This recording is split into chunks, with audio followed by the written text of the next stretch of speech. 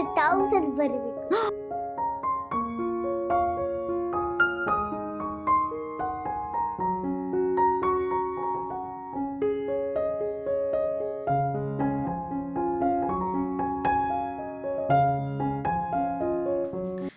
Hello, welcome back to my vlogs. ಇದು ಗುರುಪೂರ್ಣಿಮೆ ದಿನದ vlog ಆಗಿದೆ. ಗುರುಪೂರ್ಣಿಮೆ ವಿಶೇಷವಾದ ದಿನ. ಸೊ ನಾವು ಶಿರ್ಡಿ ಸಾಯಿಬಾಬಾ ಮಂದಿರಕ್ಕೆ ಹೋಗ್ಬರೋಣ ಅಂತ ಅಂದ್ಕೊಂಡ್ವಿ. ಹಾಗೇನೆ ಅದೇ ಹತ್ತಿರದಲ್ಲೇ ಆಂಜನೇಯ ಸ್ವಾಮಿ ದೇವಸ್ಥಾನ ಇದೆ, ಅಲ್ಲೇ ಪಕ್ಕದಲ್ಲೇ ನಾಗನ ಕಟ್ಟೆ ಕೂಡ ಇದೆ ವಿತ್ ಅರಳಿ ಮರ. ಸೊ ಸರಿ, ತುಂಬ ಖುಷಿ ಅನಿಸುತ್ತೆ, ಕಾಮಾಗಿರುತ್ತೆ ಅಲ್ಲಿ. ಸರಿ ಹೋಗಿ ಸುತ್ತ ಹೊಡೆದು ನಮಸ್ಕಾರ ಮಾಡಿ ಹಾಗೆ ಆಂಜನೇಯ ಸ್ವಾಮಿ ದೇವಸ್ಥಾನಕ್ಕೆ ಕೂಡ ಹೋದ್ವಿ. ಅಲ್ಲಿ ದೇವ್ರ ದರ್ಶನ ಎಲ್ಲ ಪಡೆದು ಮತ್ತು ಸಾಯಿಬಾಬಾ ದೇವಸ್ಥಾನಕ್ಕೆ ಹೊರಟ್ವಿ. ಅಲ್ಲಿಂದ ಆ್ಯಕ್ಚುಲಿ ನಾವು ಸಾಯಿಬಾಬಾ ದೇವಸ್ಥಾನ ಅಂದರೆ ನೋಡೋದಕ್ಕೆ ತುಂಬ ಚೆಂದ. ಈ ದಿನ ಗುರುಪೂರ್ಣಿಮೆ ದಿನ ತುಂಬ ಹೂವಿನ ಅಲಂಕಾರ, ಹೆಚ್ಚಿನ ಪಾಲು ಹೋಗೋದಕ್ಕೆ ಟ್ರೈ ಮಾಡ್ತೀವಿ ನಾವು. ಎಲ್ಲ ಫುಲ್ಲು ಹೂವಿನ ಅಲಂಕಾರ ಮಾಡಿರ್ತಾರೆ, ತುಂಬ ಚೆನ್ನಾಗಿರುತ್ತೆ. ಶಿರ್ಡಿಲಂತೂ ಗುರುಪೂರ್ಣಿಮೆ ಅತ್ಯಂತ ವಿಶೇಷ, ತುಂಬ ಅದ್ಭುತವಾಗಿ ಇರುತ್ತೆ, ತುಂಬ ಚೆನ್ನಾಗಿ ಅಲಂಕಾರ ಮಾಡಿರ್ತಾರೆ.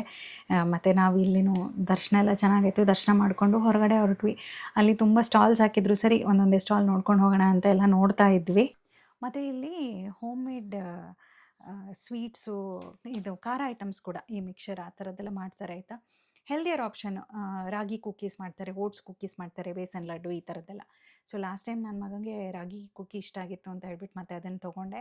ಮತ್ತು ಸ್ಟಾಲ್ಸ್ ಇದ್ಮೇಲೆ ಮಕ್ಕಳು ಬಿಡ್ತಾರಾ, ಸರಿ ಅಂತ ಹೇಳ್ಬಿಟ್ಟು ಅವನೊಂದು ಬ್ರೌನಿ, ಆಮೇಲೆ ಸರಿ ಅಂದ್ಬಿಟ್ಟು ಒಂದು ಮಂಡಕ್ಕಿ ಉಪ್ಕರಿ ತೊಗೊಂಡ್ವಿ. ಇಲ್ಲಿ ಏನಂತಾರೋ ಗೊತ್ತಿಲ್ಲ, ನಮ್ಮ ಕಡೆ ಮಂಡಕ್ಕಿ ಉಪ್ಕರಿ ಅಂತ ಹೇಳ್ತಾರೆ, ಸ್ವಲ್ಪ ಚುರುಮುರಿ ಥರ, ಅದು ತುಂಬ ಚೆನ್ನಾಗಿರುತ್ತೆ. ಸೊ ಅದನ್ನು ತೊಗೊಂಡು ತಿಂದ್ಕೊಂಡು, ಮತ್ತು ಹಾಗೆಯೇ ದೇವಸ್ಥಾನದಲ್ಲಿ ಪ್ರಸಾದ ಇತ್ತು. ಗುರುಪೂರ್ಣಿಮೆ ಅಲ್ವಾ, ಸೊ ಅನ್ನದಾನ ಥರ ಪ್ರಸಾದ ಇತ್ತು. ಆ ಪ್ರಸಾದನೂ ತೊಗೊಂಡು, ಪ್ರಸಾದ ಅಂತೂ ಅದು ಎಷ್ಟು ಚೆನ್ನಾಗಿರುತ್ತೆ ಅಂದರೆ, ಅದು ಆ ದೇವ್ರ ನೈವೇದ್ಯ ಆಗಿರೋದಕ್ಕೆ ಬರೋ ಟೇಸ್ಟು ಏನಂತ ಗೊತ್ತಿಲ್ಲ. ನಾವು ಅಲ್ಲೇ ಪ್ರಸಾದ ಎಲ್ಲ ತೊಗೊಂಡು ಮತ್ತೆ ಹೊರಟ್ವಿ. ದೇವ್ರ ದರ್ಶನ ಎಲ್ಲ ಚೆನ್ನಾಗಾಯಿತು. ಇವಾಗ ವಾಪಸ್ ಬಂದಾಗಿದೆ. ಮಲ್ಗೋಕ್ಕೂ ಮುಂಚೆ ಕೆಲವೊಂದು ಚಿಕ್ಕ ಪುಟ್ಟ ಕೆಲಸಗಳು ಮಾಡ್ಕೊಂಡು ಮಲ್ಗೋಣ ಅಂತ ಈಗ ಅಂಬ್ಲಿಗೆ ರೆಡಿ ಮಾಡಬೇಕು. ಜನರಲಿ ಮಿಲೆಟ್ ಅಂಬ್ಲಿ ಅಂದರೆ ಮಧ್ಯಾಹ್ನನೇ ನೆನೆ ಹಾಕ್ಕೊಂಡು ರಾತ್ರಿ ಕುದಿಸ್ಕೊಂಡು ಬೆಳಗ್ಗೆ ಫರ್ಮೆಂಟೇಷನ್ ಬೆಳಗ್ಗೆವರೆಗೂ ಇಡಬೇಕು. ಮಧ್ಯಾಹ್ನ ಯಾವತ್ತು ಈ ಥರ ಮಿಸ್ ಆಗುತ್ತೋ ಆವಾಗ ರಾಗಿ ಅಂಬ್ಲಿ ಮಾಡೋ ಅಂಥದ್ದು. ಬೆಳಗ್ಗೆನೇ ಮಾಡ್ಕೊಂಡ್ರೆ ರಾಗಿ ಗಂಜಿ ಥರ, ಇದು ರಾತ್ರಿನೂ ಮಿಸ್ ಆಯಿತು ಅಂದರೆ ಅದೇ ಲಾಸ್ಟ್ ಆಪ್ಷನ್ನು. ಇಲ್ಲ ಅಂದರೆ ಇವಾಗ ರಾಗಿದು ಇದು ಕುದಿಸ್ಬಿಟ್ಟು ಫರ್ಮೆಂಟೇಷನ್ಗೆ ಇಟ್ಟರೆ ಬೆಳಗ್ಗೆ ಅಂಬ್ಲಿ ಆಗುತ್ತೆ. ಸೊ ರಾಗಿ ಅಂಬ್ಲಿಗೆ ರೆಡಿ ಮಾಡ್ಕೋಬೇಕು. ಏನು ನನಗೆ ಹೋಮ್ವರ್ಕ್ ಬಂದು ಹಾಂ 1 to ಹಾಂ 8000 ಬರಬೇಕು. 1 to 8,000 ಯಾರು ಬರೀತಾರೆ? 8000 ನೀನು. ಸ್ಕೂಲಲ್ಲಿ ಅವನಿಗೆ ಹೋಮ್ವರ್ಕ್ ಕೊಡ್ತಾರಾ, ಅದಕ್ಕೆ ನನಗೂ ಹೋಮ್ವರ್ಕ್ ಕೊಡ್ತಾನೆ ಒಂದೊಂದು ಸತಿ ಮನ್ಸು ಬಂದಾಗ. ನಾನು ಬಂದು ಅವನಿಗೂ ಏನೇನು ಹೇಳಿದಾನೋ ಅದೆಲ್ಲ ಬರಿಬೇಕು. ನಾನಿಲ್ಲಿ ಅಂಬ್ಲಿಗೆ ರೆಡಿ ಮಾಡ್ಕೋತಾ ಇದ್ದೀನಿ. ಫಸ್ಟ್ ಒಂಚೂರು ನೀರು ಹಾಕ್ಕೊಂಡು, ಆಮೇಲೆ ಅದಕ್ಕೆ ರಾಗಿ ಹಿಟ್ಟು ಹಾಕ್ಕೊಂಡು ಚೆನ್ನಾಗಿ ಕಲಿಸ್ಕೋಬೇಕು ಗಂಟಿಲ್ದಿದ್ದಂಗೆ. ಈಗ ನಾನು ಗ್ಯಾಸ್ ಹತ್ತಿಸ್ಕೊಂಡಿಲ್ಲ ಆ್ಯಕ್ಚುಲಿ, ಇದು ಫುಲ್ಲು ಗಂಟಿಲ್ದಂಗೆ ಯಾವಾಗ ನಾವು ಅದನ್ನು ನೀಟಾಗಿ ಮಿಕ್ಸ್ ಮಾಡ್ಕೋತೀವಲ್ಲ ಆಮೇಲೆ ಗ್ಯಾಸ್ ಆನ್ ಮಾಡ್ಕೊಳ್ಳೋವಂಥದ್ದು. ಒಂದ್ಸತಿ ನಾವು ಗ್ಯಾಸ್ ಹತ್ತಿಸ್ಕೊಂಡ್ಮೇಲೆ ಕಂಟಿನ್ಯೂಸ್ ಆಗಿ ಸ್ಟಿರ್ ಮಾಡ್ತಾನೇ ಇರಬೇಕು, ಇಲ್ಲಾಂದರೆ ಗಂಟಾಗ್ಬಿಡುತ್ತೆ. ಇವಾಗ ನಾವು ಇದನ್ನು ಫರ್ಮೆಂಟೇಷನ್ಗೆ ಇಡಬೇಕಲ್ವ, ಅದಕ್ಕೆ ಸ್ವಲ್ಪ ಗಟ್ಟಿನೇ ಆಗಬೇಕದು. ಗಟ್ಟಿ ಆದಮೇಲೆ ಆಮೇಲೆ ಇದರಲ್ಲಿ ಹಾಕ್ಕೋಬೋದು, ನೀರಲ್ಲಿ ಹಾಕ್ಕೊಂಡು ಫರ್ಮೆಂಟೇಷನ್ಗೆ ಇಡೋದು ಬೆಳಗ್ಗೆವರೆಗೂ. ಈಗ ಗಟ್ಟಿ ಆಯಿತು, ಈ ಥರ ಆಗಬೇಕು. ಇನ್ನೂ ಒಂದು ಸ್ವಲ್ಪ ಆಗ್ಬೋದು ನಂತ. ನೀವು ಇದ್ರದ್ದು ಅಳತೆ ಕೇಳಿದ್ರೆ ಮಾತ್ರ ನಂಗೆ ನಿಜವಾಗ್ಲೂ ಗೊತ್ತಿಲ್ಲ. ಒಂದು ಸಣ್ಣ ಅಂದಾಜಿಗೆ ಮಾಡಿ ಅಭ್ಯಾಸ ಆಗಿಬಿಟ್ಟಿದೆ. ಅದು ಒಂದು ಅಳತೆಯಲ್ಲಿ ಇಂತ ಹಾಕೋದೇ ಇಲ್ಲ ನಾನು, ಹಾಗಾಗಿ ಅಳತೆಯಲ್ಲಿ ಒಂದು ಅಂದಾಜಿಗೆ ಒಂದಿಬ್ಬರು ಮೂರು ಜನಕ್ಕೆ ಎಷ್ಟಾಗುತ್ತೆ ನಾವು ಮಾಡೋದು. ನಾಳೆ ಇಲ್ಲಿ ಒಂದು ಮಡಿಕೆಯಲ್ಲಿ ನೀರು ಹಾಕ್ಕೊಂಡು, ಆಮೇಲೆ ರಾಗಿದು ಮಾಡ್ಕೊಂಡಿದ್ವಲ್ಲ ಹೀಗೆ ಒಂದು ಸ್ವಲ್ಪ ತೊಗೊಂಡು ಇದಕ್ಕೆ ಹಾಕ್ಕೊಡೋದು. ಅದಕ್ಕೆ ಸ್ವಲ್ಪ ಗಟ್ಟಿ ಮಾಡ್ಕೊಂಡಿದ್ದು ನಾವು. ಈ ಥರ ಹಾಕಿಟ್ಕೊಂಡ್ರೆ ಬೆಳಿಗ್ಗೆ ಅಷ್ಟೊತ್ತಿಗೆ ಫರ್ಮೆಂಟೇಷನ್ ಆಗಿರುತ್ತೆ. ಬೇಕಿದ್ರೆ ನೀವು ಹಸಿಮೆಣಸು ಕೂಡ ಹಾಕ್ಕೋಬೋದು ಇದಕ್ಕೆ, ಆಯಿತಾ. ಆಮೇಲೆ ಒಂದು ಮಸ್ಲಿನ್ ಕ್ಲಾತನ್ನ ಹೀಗೆ ಮೇಲ್ಗಡೆ ಮುಚ್ಚಿಬಿಟ್ಟು ಒಂದು ದಾರ ಕಟ್ಟಿಡೋದು, ಆಯಿತಾ. ಇದು ಬೆಳಿಗ್ಗೆಗೆ ರೆಡಿ ಆಗುತ್ತೆ ಹೀಗೆ ಇಟ್ಬಿಟ್ರೆ. ಇದ್ರ ಮೇಲೆ ಮಡಿಕೆದು ಏನೋ ಮುಚ್ಚಳ ಏನಿರುತ್ತೆ ಅದು ಮುಚ್ಬೋದು, ಮುಚ್ಚದೇನೂ ಇರ್ಬೋದು. ಹೆಂಗೂ ಬಟ್ಟೆ ಮುಚ್ಚಿರ್ತೀವಲ್ಲ, ಏನೂ ತೊಂದರೆ ಇಲ್ಲ, ಚೆನ್ನಾಗಿ ಫರ್ಮೆಂಟೇಷನ್ಗೆ ಒಳ್ಳೆಯದು ಅಂತ. ಇಲ್ಲಿ ನಾನು ಇಷ್ಟು ಮಾಡೋಷ್ಟೊತ್ತಿಗೆ ಪಾಪಚ್ಚಿ ಒಂದು ನಿದ್ರೆನೇ ಮಾಡಿಬಿಟ್ಟಿದ್ದಾನೆ, ಗೊತ್ತೇ ಆಗಿಲ್ಲ ನನಗೆ. ಆಮೇಲೆ ಮತ್ತೆ ಒಳಗೆ ಹೋಗಿ ಮಲಗಿಸಿದ್ದಾಯಿತು. ಮತ್ತು ಇದು ನಾನು ನೆಕ್ಸ್ಟ್ ಡೇ ಮಾರ್ನಿಂಗಿಂದ ವ್ಲಾಗ್ ಕಂಟಿನ್ಯೂ ಮಾಡ್ತಾ ಇರೋದು. ಬೆಳಗ್ಗೆ 5:30ಗೆ ಎದ್ದಿದ್ದು. ಇದು ನಾರ್ಮಲ್. ಇಷ್ಟೊತ್ತಿಗೆ ಎದ್ದು ಒಂದು ಸ್ವಲ್ಪ ಬಿಸಿನೀರು ಕುಡಿದು, ಆಮೇಲೆ ಒಂದು 10 ನಿಮಿಷದ ಮೆಡಿಟೇಷನ್ ಮಾಡಿ, ಆಮೇಲೆ ಮುಂದುವರ್ಸೋದು ಕೆಲಸ. ಹಾಗಂತ ಡೈಲಿ ಆಗುತ್ತೆ ಅಂತಲ್ಲ, ಎಷ್ಟೊಂದು ದಿನ ಸ್ಕಿಪ್ ಆಗುತ್ತೆ. ಈಗ ಅಂಬ್ಲಿ ರೆಡಿ ಮಾಡ್ಕೋಬೇಕು. ಅಂಬ್ಲಿ ರೆಡಿ ಅಂದರೆ ಇನ್ನು ತುಂಬ ಕೆಲಸ ಇಲ್ಲ. ಅದೇನು ಗಂಟು ಥರ ಚಿಕ್ಕ ಚಿಕ್ಕದಾಗಿ ಹಾಕಿದ್ದೀವಲ್ಲ, ಅದನ್ನು ನೀಟಾಗಿ ನೀರು ಜೊತೆ ಮಿಕ್ಸ್ ಮಾಡಿ ಒಂಚೂರು ಉಪ್ಪು, ನುಗ್ಗೆ ಸೊಪ್ಪು, ಆಮೇಲೆ ಮೊಸರು ಅಷ್ಟೇ, ಇಂಗು ಇಷ್ಟು ಹಾಕ್ಕೊಂಬಿಟ್ರೆ ಆಯಿತು. ಅದನ್ನು ರೆಡಿ ಮಾಡ್ಕೋಬೇಕಷ್ಟೆ. ಆಲ್ರೆಡಿ ನನ್ನ ಮಗ ಕರಿತಾ ಇದ್ದಾನೆ. ಸೊ ಅವನೊಂದು ಸ್ವಲ್ಪ ಮಲಗಿಸಿ ಬಂದು ಆಮೇಲೆ ಮಾಡಬೇಕು. ರಾತ್ರಿ ಎಲ್ಲ ಬಟ್ಟೆ ಎಲ್ಲ ಕಟ್ಟಿಟ್ಟಿದ್ವಲ್ಲ, ಅದು ಇವಾಗ ಓಪನ್ ಮಾಡ್ತಾಯಿದ್ದೀನಿ. ಇದೇನು ಗೊತ್ತಾ, ನಿಮಗೆ ನೋಡಿದ್ರೆ ಏನೂ ಗೊತ್ತಾಗಲ್ಲ. ಇವಾಗ ದೋಸೆ ಹಿಟ್ಟಿಗೆಲ್ಲ ನಾವು ರುಬ್ಬಿಟ್ರೆ ಉಬ್ಬಿದೆಯಾ ಇಲ್ವಾ ಅಂತ ನೋಡಿದ್ರೇ ಗೊತ್ತಾಗುತ್ತೆ. ಇದು ಹಾಗಂತ ನೋಡಿದ್ರೆ ಗೊತ್ತೇ ಆಗಲ್ಲ, ಹಾಗೆ ಇರುತ್ತೆ. ಇದನ್ನು ನಾವು ನೀಟಾಗಿ ಕೈಯಲ್ಲೇ ಕಲಿಸ್ಕೊಳ್ಳೋದಾಯ್ತಾ. ನಾನು ಕೈಯಲ್ಲೇ ಕಲಿಸ್ಕೊಡ್ತೀನಿ, ಅದು ನಂಗೆ ಆವಾಗಲೇ ನೀಟಾಗಿ ಮಿಕ್ಸ್ ಆಗಿದೆ ಅಂತ ಅನ್ಸೋದು. ಇದೇನೆಂದರೆ ನಿಮಗೆ ತಿಂದಾಗ ಸ್ವಲ್ಪ ಡಿಫ್ರೆನ್ಸ್ ಅನ್ನಿಸ್ಬೋದು. ಹಿಂದಿನ ದಿನ ನಾವು ಈ ಥರ ನೆನೆ ಹಾಕಿಟ್ಟು ಬೆಳಿಗ್ಗೆ ಅಂಬ್ಲಿ ಮಾಡ್ಕೊಂಡು ಕುಡಿಯೋದಕ್ಕೂ, ಬೆಳಿಗ್ಗೆ ಜನರಲಾಗಿ ನಾವು ರಾಗಿ ಗಂಜಿ ಮಾಡ್ಕೊಳ್ಳೋದಕ್ಕೂ ವ್ಯತ್ಯಾಸ ಅನಿಸ್ಬೋದು, ಆದರೆ ನೋಡಿದ್ರೆ ಗೊತ್ತಾಗಲ್ಲ. ಆಮೇಲೆ ಇದಕ್ಕೊಂಚೂರು ಉಪ್ಪು, ನುಗ್ಗೆ ಸೊಪ್ಪಿನ ಪುಡಿ ಮತ್ತು ಹಿಂಗೆ ಹಾಕ್ಕೋತಾ ಇದ್ದೀನಿ. ನುಗ್ಗೆ ಸೊಪ್ಪಿನ ಪುಡಿ ಬಂದುಬಿಟ್ಟು ಟೋಟಲಿ ಆಪ್ಷನಲ್ ಆಯಿತಾ. ನಾನಿದು ಆರೋಗ್ಯಕ್ಕೆ ಒಳ್ಳೆಯದು ಅಂತ ನಾನು ಮಾಡ್ಕೊಳ್ಳೋದು ಅಷ್ಟೇ, ಇಲ್ಲಾಂದರೆ ಇದೇನು ಮ್ಯಾಂಡೇಟ್ರಿ ಇಲ್ಲ, ನೀವು ಸ್ಕಿಪ್ ಮಾಡ್ಬೋದು. ಆಮೇಲೆ ಒಂಚೂರು ಮೊಸರು ಹಾಕ್ಕೋಬೇಕು. ನಾನು ಹೆಪ್ಪು ಹಾಕ್ಕೊಂಡಿದ್ದು ಮೊಸರು ಆಗೇ ಇರಲಿಲ್ಲ, ಸರಿ ಅಂತ ಆರ್ಡರ್ ಮಾಡ್ಕೊಂಡಿದ್ದೆ. ಸೊ ಮೊಸರು ಹಾಕ್ಕೊಂಡ್ರೆ ಆಯಿತು, ರೆಡಿನೇ ಆಯಿತು. ಪ್ಯಾರಲಾಗಿ ನಾನು ಹೈಬಿಸ್ಕಸ್ ಟೀ ಇಟ್ಟಿದ್ದೆ. ಸೊ ಇವನು ಎದ್ದ, ಅವನು ಈಗ ಹೈಬಿಸ್ಕಸ್ ಟೀ ಕುಡಿತಾ ಇದ್ದಾನೆ. ನಾವೆಲ್ಲರೂ ಕುಡಿತಾ ಇದ್ದೀವಿ. ಇದು ನಾವು ನೆನ್ನೆ ದೇವಸ್ಥಾನದ ಹತ್ರ ಹೋದಾಗ ರಾಗಿ ಕುಕ್ಕೀಸು, ಇದು ಇವನು ಇಷ್ಟಪಟ್ಟು ತಿಂತಾನೆ. ಸ್ವಲ್ಪ ಕಂಪ್ಯಾರಿಟಿವ್ಲಿ ಹೆಲ್ದಿ, ತುಂಬ ಹೆಲ್ದಿ ಅಂತಲೂ ಹೇಳೋಕ್ಕಾಗಲ್ಲ, ಕಂಪ್ಯಾರಿಟಿವ್ಲಿ ಹೆಲ್ದಿ ಇರೋ ಆಪ್ಷನ್ನು.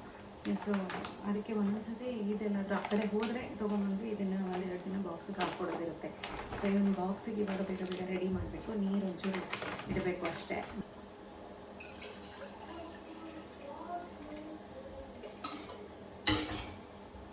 ಒಂದು ಅರ್ಧ ಬಾಟ್ಲು ನೀರು ಕೊಟ್ಟರು ಕುಡ್ಕೊಂಬರಲ್ಲ, ಬಟ್ ಎಲ್ಲ ಇಡಬೇಕು ಅಷ್ಟೇ, ಸೇಫರ್ ಸೈಡು. ಮೋಸ್ಟ್ಲಿ ಕುಡ್ಕೊಂಬರಲ್ಲ. ಇದು ರಾಗಿ ಕುಕ್ಕೀಸು ಬೆಲ್ಲನೇ ಹಾಕ್ಬಿಟ್ಟು ಮಾಡ್ತಾರಂತೆ, ಹಂಗಾಗಿ ಹೋಗಿ ನಾನು ಅಲ್ಲಿ ಹೋದಾಗ ತೊಗೊಂಡ್ಬಿಡ್ತೀನಿ. ಎಲ್ಲ ರೆಡಿ ಆಯಿತು, ಇನ್ನು ಅವನನ್ನು ಸ್ನಾನ ಮಾಡಿಸಿ ಹೊರಡ್ಸೋದು ಅಷ್ಟೇ. ಅಂಬ್ಲಿನ ಹೀಗೆ ಗ್ಲಾಸಲ್ಲಿ ಹಾಕ್ಕೊಟ್ಬಿಟ್ರೆ ಅವ್ನ ಪಾಡಿಗೆ ಅವನು ಕುಡ್ಕೋತಾನೆ ಜನರಲಿ. ಪವರ್ ಲೈಟ್ ಸರಿ, ಓಕೆ, ಇವತ್ತು ಸದ್ಯಕ್ಕೆ ಇರಲಿ ಇದು, ಓಕೆನಾ. ಹೀಗೆ ಒಂದು ಗ್ಲಾಸ್ ಅಂಬ್ಲಿ ಕುಡ್ಕೊಂಡು ಹೋಗ್ಬಿಟ್ರೆ ನಮಗೆ ಟೆನ್ಷನ್ ಇಲ್ಲ. ಯಾಕಂದರೆ ಸ್ಕೂಲ್ಗೆ ಹೋಗೋಲ್ಲವ್ರಿಗೂ ಅವ್ನಿಗೆ ಹಸಿವೆ ಆಗಲ್ಲ, ಗ್ಯಾರಂಟಿ. ಒಂದು ಸ್ವಲ್ಪ ದಡ ಇರುತ್ತೆ ಹೊಟ್ಟೆನಲ್ಲಿ. ಆಮೇಲೆ ಇನ್ನೊಂದು, ಫಸ್ಟ್ ಹೆಲ್ದಿ ಕೊಟ್ಬಿಟ್ರೆ ಆಮೇಲೆ ಅವನು ಏನಾದರೂ ತಿನ್ನಲಿ. ಕೆಲವೊಂದು ದಿನ, ಎಷ್ಟೊಂದು ದಿನ ಇಡ್ಲಿ ದೋಸೆ ಎಲ್ಲ ಇರುತ್ತೆ, ಬಟ್ ಒಂದೊಂದು ದಿನ ಪಾವ್ ಭಾಜಿ ಹಿಂಗೆಲ್ಲ ಕೊಟ್ಬಿಟ್ಟಿರ್ತಾರೆ. ಫಸ್ಟ್ ನಾವು ಹೆಲ್ದಿ ಕೊಟ್ಟಾಗ ಸೊ ಬೇರೆ ಒಂಚೂರು ಹಂಗೆ ಹಿಂಗೆ ಆದರೂ ಏನೂ ಟೆನ್ಷನ್ ಆಗಲ್ಲ. ಸೊ ಎಲ್ಲ ರೆಡಿಯಾಗಿ ಆಯಿತು. ಇನ್ನು ನನ್ನ ಹಸ್ಬೆಂಡ್ ಆಫೀಸ್ಗೆ ಹೋಗೋ ದಿನ ಈ ಥರ ಬೈಕಲ್ಲೇ ಡ್ರಾಪ್ ಮಾಡಿಬಿಡ್ತಾರೆ ಬಸ್ ಸ್ಟಾಪ್ಗೆ. ಇಲ್ಲ ಅಂದರೆ ನಡ್ಕೊಂಡೇ ಹೋಗ್ತೀವಿ. ನಡ್ಕೊಂಡೇ ಹೋಗ್ಬಿಟ್ಟು ಬಸ್ ಹತ್ತೋದು. ಬೆಳಗಿನ ಜಾವದ ಬಿಸಿಲನ್ನು ತೊಗೋಬೇಕು ಅಂತಾರಲ್ಲ, ಇವಾಗ ಬಿಡಿ ಇದಿದೆ ರೈನಿ ಸೀಸನ್, ರೇನೂ ಇಲ್ಲ, ಹಾಗಂತ ಬಿಸಿಲೂ ಬೀಳ್ತಾ ಇಲ್ಲ. ಆದ್ರೂ ಒಂದು ಸ್ವಲ್ಪ ಅಟ್ಲೀಸ್ಟ್ ಅರ್ಲಿ ಮಾರ್ನಿಂಗ್ ವಾಕ್ ಆಗುತ್ತೆ ಅಂತ ಹೇಳ್ಬಿಟ್ಟು ಅವನನ್ನು ಬಿಟ್ಟು ವಾಪಸ್ ಬಂದಮೇಲೆ ಫಸ್ಟ್ ಮಾಡೋ ಕೆಲಸ ಅಂದರೆ ಹಿಂದಿನ ದಿನ ರಾತ್ರಿ ತೊಳ್ಕೊಂಡಿರ್ತೀವಲ್ಲ, ಆ ಪಾತ್ರೆಗಳೆಲ್ಲ ಜಾಗದಲ್ಲಿ ಇಟ್ಕೊಳ್ಳೋದು. ಅದು ಇಟ್ಕೊಂಡ್ಮೇಲೆ ತಾನೇ ಇವತ್ತು ಬೆಳಗಿದ ಪಾತ್ರೆಗಳು ತೊಳ್ಕೊಳಕ್ಕಾಗತ್ತೆ. ಅದನ್ನು ಇಟ್ಕೊಂಡು ಮತ್ತು ಅಡುಗೆ ಮನೇಲಿ ಮತ್ತೆ ಏನಾದರೂ ಪಾತ್ರೆ ತೊಳೆಯೋಕ್ಕಿದೆಯಾ ಅದೆಲ್ಲ ನೋಡಿಕೊಂಡು, ಇದು ಅಂಬ್ಲಿ ಎಲ್ಲ ನನಗೂ ಒಂದು ಕಪ್ಪಲ್ಲೆಲ್ಲ ಹಾಕೋತಾ ಇದ್ದೀನಿ.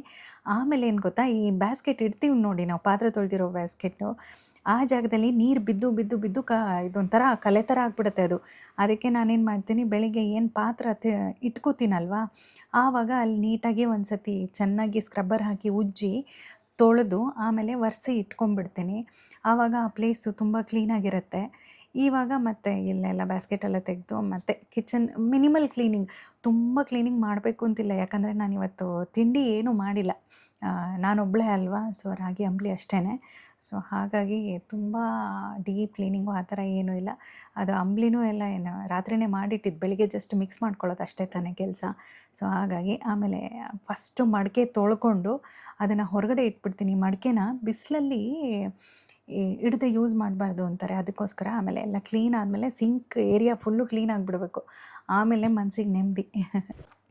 ಮುಂಚೆ ಹೌಸ್ ಹೆಲ್ಪ್ ಇದ್ದಾಗ ಪಾಪ ಎಷ್ಟೇ ಪಾತ್ರೆ ಇದ್ದರೂ ಹಾಕಿ ಮೇಡಮ್ ಅಂತ ಖುಷಿನಲ್ಲಿ ಮಾಡಿಕೊಟ್ಬಿಡ್ತಾಯಿದ್ರು. ಇವಾಗ ನೋಡಿ ಎಲ್ಲ ನಾವೇ ಮಾಡ್ಕೋಬೇಕಾದ್ರೆ ನಮ್ಗೆ ಅದ್ರ ಬೆಲೆ ಗೊತ್ತಾಗುತ್ತೆ. ಇವಾಗ ನಾನು ಇಲ್ಲಿ ಮತ್ತೆ ಮಾಮೂಲಿ ಮನೆ ಕೆಲಸಗಳು ಮಾಡ್ಕೊತಾಯಿದ್ದೀನಿ. ಸೋಫಾ ಎಲ್ಲ ಕ್ಲೀನ್ ಮಾಡ್ಕೊಂಡು ಕಸ ಗುಡಿಸಿ ಒರೆಸಿ, ಎಲ್ಲಾದ್ರದ್ದು ಕ್ಲಿಪ್ಪಿಂಗ್ಸ್ ತೊಗೊಂಡಿಲ್ಲ. ಆಮೇಲೆ ಮತ್ತೆ ಸ್ನಾನ ಗೀನ ಎಲ್ಲ ಮುಗಿಸಿ ಇಲ್ಲಿ ದೇವ್ರಿಗೆ ನಮಸ್ಕಾರ ಮಾಡ್ತಾಯಿದ್ದೀನಿ. ನಾನು ತುಂಬ ಅಂತ ಏನೂ ಮಾಡಲ್ಲ. ಒಂದು ದೇವರಿಗೆ ದೀಪ ಹಚ್ಚೋದು, ಹೂವು ಏರಿಸಿ ಆಮೇಲೆ ಒಂದು ನೈವೇದ್ಯಕ್ಕೆ ಮನೆಯಲ್ಲಿ ಏನಿದೆಯೋ ಅದನ್ನಿಟ್ಟು ನೈವೇದ್ಯ ಮಾಡೋದು. ಮತ್ತು ನಾನು ಇಲ್ಲೇ ವ್ಲಾಗ್ನ ಎಂಡ್ ಮಾಡ್ತಾಯಿದ್ದೀನಿ. ಮತ್ತು ಇಲ್ಲಿವರೆಗೂ ಏನು ಶೂಟ್ ಮಾಡ್ಕೊಂಡಿದ್ನಲ್ಲ ಅದೆಲ್ಲ ಎಡಿಟಿಂಗ್ ಮಾಡಿ ಪೋಸ್ಟ್ ಮಾಡಬೇಕು. ಮತ್ತು ಮಧ್ಯಾಹ್ನದ ಅಡುಗೆ ಕೆಲಸ ಹೀಗೆ ಕಂಟಿನ್ಯೂ ಆಗುತ್ತೆ. So thank you so much for watching till the end.